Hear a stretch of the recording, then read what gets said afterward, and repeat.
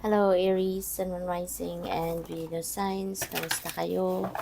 Sana po'y nasa mabuti kayong kalagayan. Welcome back po sa Star Tarot.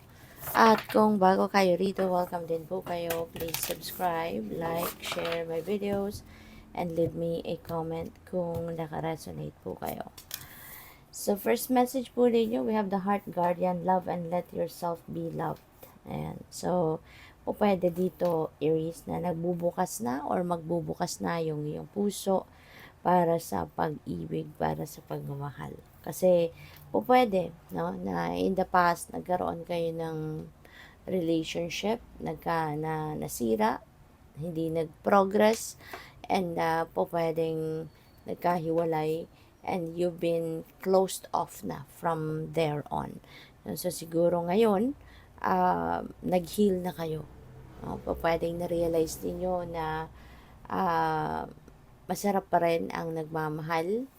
Diba? Maaaring ngayon, nakapagpatawad ka na at handa ka na muli buksan ang inyong puso para sa pag-ibig.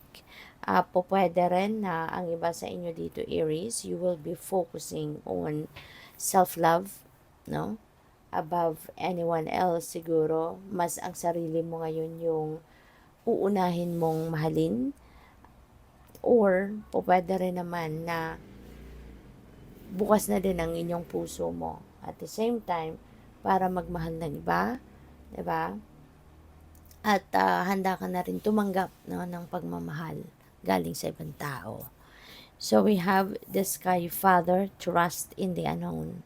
Ayan. So, pwede. Ang iba sa inyo sa ngayon will also have that realization na life in itself is a mystery. Diba? Maraming mga bagay ang nangyayari sa buhay natin na hindi natin maintindihan. Pero hindi na natin yung pipilitin maintindihan. Diba? Hindi na natin pipilitin hanapan ng rason.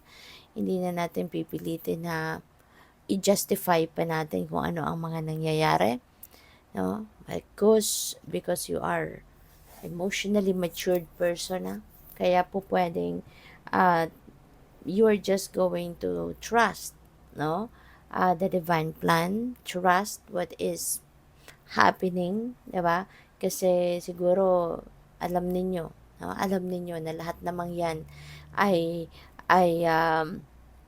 according to the divine will and according to the divine order and timing. Yung mga lahat ng nangyayari 'yan, you know. And also, 'di ba? Nagtitiwala kayo or magtitiwala na kayo from here on na lahat ng mga nangyayari sa buhay mo, even if it doesn't seem like it's right, even if it doesn't seem like naiintindihan mo, 'di ba? But magtitiwala ka, no, na lahat ng 'yan in the end is for your highest good. 'Di ba? Kasi baka merong mga nangyayari, ano, na maaaring naiisip ninyo, ba't kaya ito nangyayari? Diba? Bakit sa akin ito nangyayari sa ngayon? Bakit may problema? Bakit may challenges? Yung ganun. So, sa una lang siguro, questionin mo. Pero, in the end, you know, iintindihin mo na lang na lahat ng yan, it's for your highest good. Diba? At saka, hindi talaga pwede, diba? Na lahat ay perfect, na lahat ay smooth sailing, 'di ba? Kasi ganoon talaga ang buhay. 'Di ba? Kailangan tayong makaramdam din, no, ng minsan hirap, minsan challenges, 'di ba? Kasi yun din yung tumutulong sa atin, no, na mas maging ano tayo, maging matatag, maging malakas, 'di ba? So what else? We have She-Wolf, unleash the wild within. Ayan. So, pwede, no, na baka meron nga mga challenges na nararanasan ng iba sa inyo, and because of that, diba, dito lalabas, no, sa sitwasyon na to, ilalabas mo na, diba, yung inyong tibay, ang inyong resilience, ang inyong lakas ng loob, diba, ang inyong galing. Diba, minsan kapag may problema tayo, dahil doon natin na ilalabas yung ilang parte ng sarili natin na hindi natin na kikita during yung mga smooth sailing lang ng kaganapan sa buhay. Kapag maganda ang ating sitwasyon, 'di ba? Chillin lang tayo, 'di ba? Pero kapag may problema, kapag mayroong mga challenges na nangyayari, meron tayong there is something in us, 'di ba? Na parang nailalabas natin, no? Na lumalakas lalo yung loob natin. Mas nagiging madiskarte tayo, yung gano'n. So that could be something, no? Makatulad niyan ang pwedeng may papakita mo sa ngayon, 'di ba? Kasi lalo-lalo na kung mayroong mga kunyari, yun nga, baka mayroong mga problema, mayroong mga challenges, 'di ba, na nangyayari. So, yun. So, by the way, maraming salamat for subscribing. And if you haven't subscribed yet, subscribe na po kayo. At saka, please join the membership. No? Kung gusto po ninyo, you can just click the join button sa baba ng video. So, tignan natin kung ano pa ang mensahe para sa iyo. We have achievement. Focus on what makes you victories. Okay? So, napakaganda. Kasi meron kayong mga bagay dito na mapagtatagumpayan. Merong mga tagumpay na makakamit kayo at this time.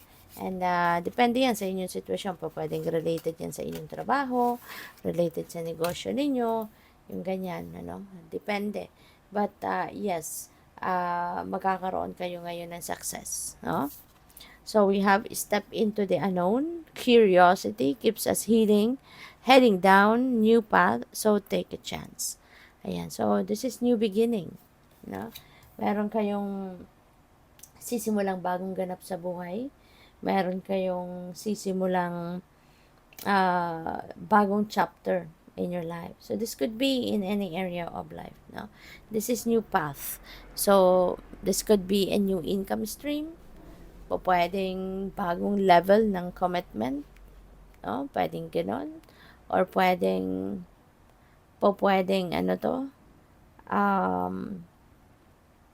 pwedeng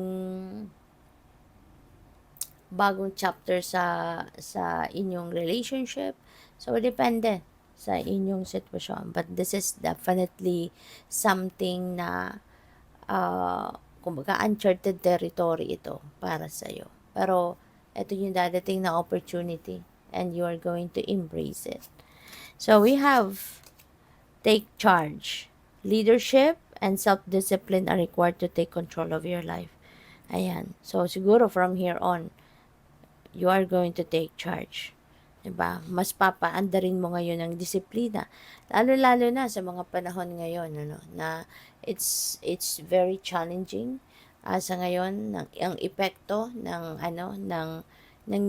war sa Middle East, ang laking epekto nito sa buhay ng bawat tao, bawat isa sa atin, kasi hindi lang